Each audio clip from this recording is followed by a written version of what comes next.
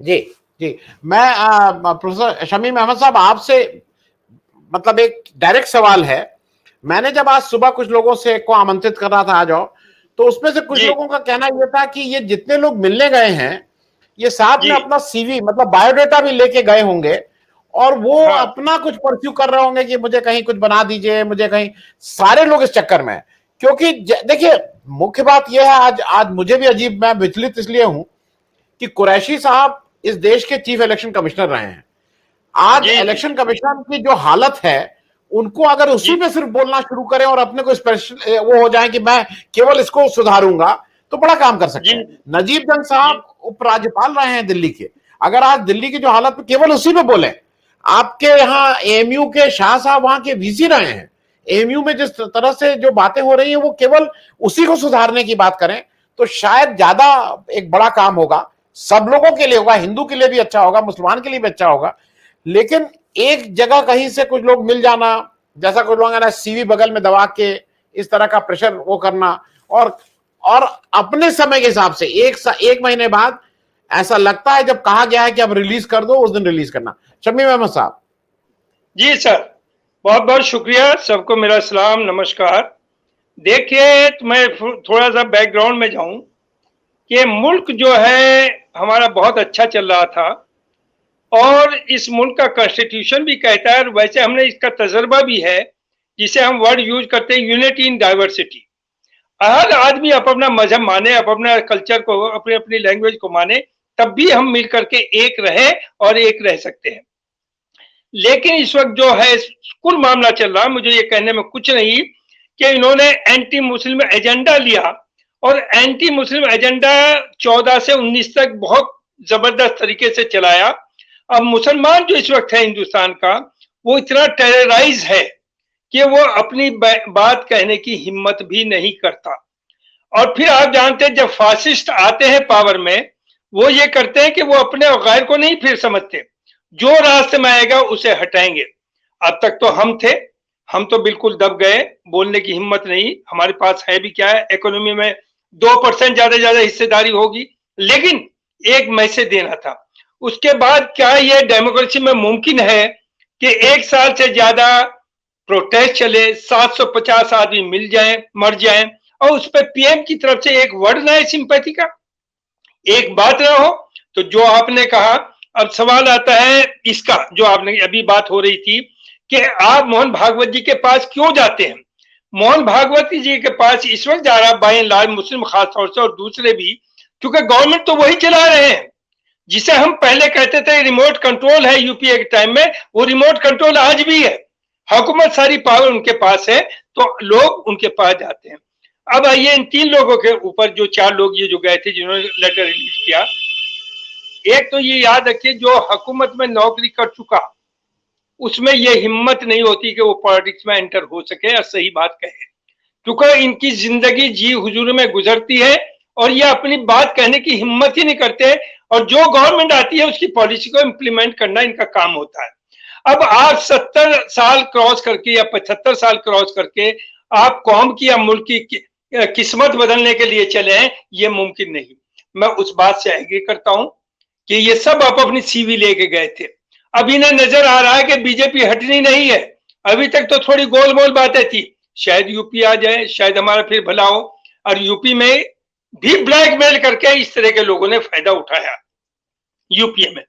तो अब इन्हें उम्मीद चूंकि नजर नहीं आ रही है उनके आने की, तो ये चुप चुप कभी छिपके कभी किस तरह से मोहन भागवत जी के पास इसलिए जाते हैं कि मोहन भागवत जी ही तय करेंगे, वही नाम रिकमेंड करेंगे किसे क्या मिलना है।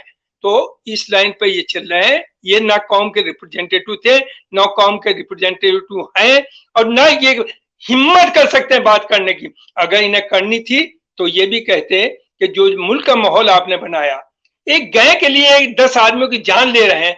गाय, देखिए गौ कची की जो बात कही उन्होंने, मैं कई बार कह चुका, लिख भी चुका हूं कि आप ऑनेस्ट नहीं है, आप धोखाधड़ी की बात कर रहे हैं। अगर गौ कची बंद करनी तो पूरे मुल्क में करिए, हम आपके साथ हैं। अब हम कसम खाते हैं जहां भी खिलवाइए कि हम गाय का मीट नहीं छुएंगे, हम नहीं कहेंगे। लेकिन आप तो खुद आप जाकर के गोवा में कहते हैं कि बीफ की कमी नहीं होने देंगे, आप हमें वोट दीजिए।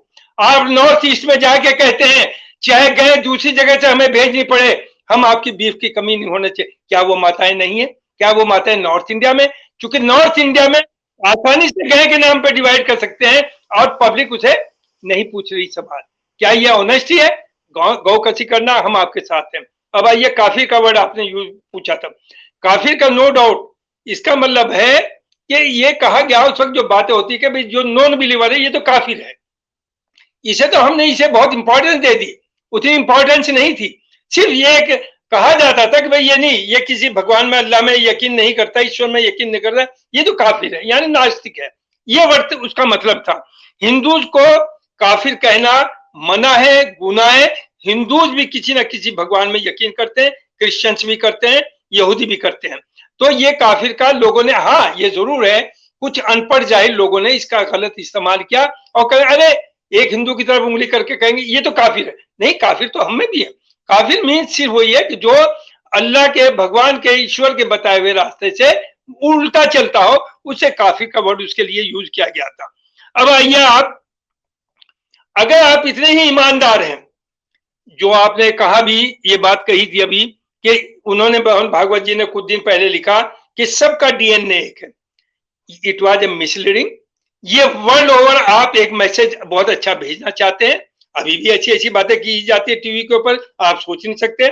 आज जो वो आपका मिनिस्टर है जिसने कहा था लाठी मारो सालों को, उसका जो स्टेटमेंट आ रहा था इतना अच्छा बोल रहा था कि साहब उससे अच्छा सेकुलर कोई हो नहीं सकता, लेकिन बाकी उनके स्टेटमेंट देख लीजिए। तो एक मैसेज देना होता है वर्ल्ड ओवर बाहर, इसलिए इन्होंने डीएनए एक है। अगर डीएनए एक है तो सब एक है, फिर ये दुश्मनी कैसे, फिर हिंदू मुस्लिम कैसे, ये बुलडोजर एक कौम के लिए क्यों, मदरसों का सर्वे क्यों? मदरसों का सर्वे करिए, हम खुद इस ओपिनियन के हैं। मदरसों में भी जैसे सब जगह होती है गलत आदमी हो सकते हैं, वहां कुछ गलतियां हो सकती है, तो उन पर एक्शन लीजिए, हम आपके साथ खड़े होंगे। हम उसे रोकने के लिए नहीं आएंगे, आपसे खुशामद करेंगे इसे छोड़ दिए नहीं, और अगर वो गलत जमीन पर बुलडोज करिए, नो। देखिए आप तो तरकीबें निकाल रहे हैं, आप कुछ नहीं, 22-24 का इलेक्शन है, आपने हैरेसमेंट शुरू कर दिया, और चूंकि आपके कोई मुद्दा ही आपके पास नहीं, पाकिस्तान, इंडिया, हिंदू मुस्लिम, और बदकिस्मती ये कि कहते हैं, वो तो कह रहे हैं ना 80-20, यानी ये 80 को, उन्हें भी 80 को अपने में मान रहे जिन्हें पैदाश के वक्त ही आपने डिस्क्रिमिनेट कर दिया, उनसे कह दिया घुटनों से नीचे पैदा हुए। मनुस्मृति क्या है? अगर वाकई आप बहुत ऑनेस्ट हैं, आज समाज को जोड़ना चाहते हैं, सबको साथ लेके चलना चाहते हैं, पहले तो मनुस्मृति को डिनाउंस करिए पब्लिक प्लेटफॉर्म पे। और जैसे आपने कहा, जो बातें मोहन भागवत जी कह रहे हैं, इन मुस्लिम्स को लेके चले। मुस्लिम्स ने क्या, ये जो गए थे, इन्होंने कोई ऐसा, अभी कप्पन का लेसे चल रहा है, जमानत का चल रहा है, वहां कौन गई थी? वहां सिर्फ गई थी लखनऊ यूनिवर्सिटी की former vice chancellor, she was there, वो अपनी जान खपाए हुए, पैसा भी खर्च कर रही है उसकी जमानत के लिए, लेकिन क्या इन्होंने कोई, किसी ने बात भी करी? और दूसरी चीज, ये मोहन भागवत जी को एक्स्ट्रा कॉन्स्टिट्यूशनल पावर को स्ट्रेंथन कर रहे हैं। भाई अगर आपको वाकई हमदर्दी और आप ऑनेस्ट हैं, तो पीएम पे जाइए और होम मिनिस्टर पे जाइए, और उनसे कहिए मोदी जी देखिए ये गलत, ये हो रहा है सब कुछ, हमें थोड़ा सा इस बारे में आपसे डिस्कस करना है। उम्मीद है वो बुलाएंगे, लेकिन जैसा आज तक हुआ, मोदी जी किसी इशू पर अपने व्यूज नहीं देते।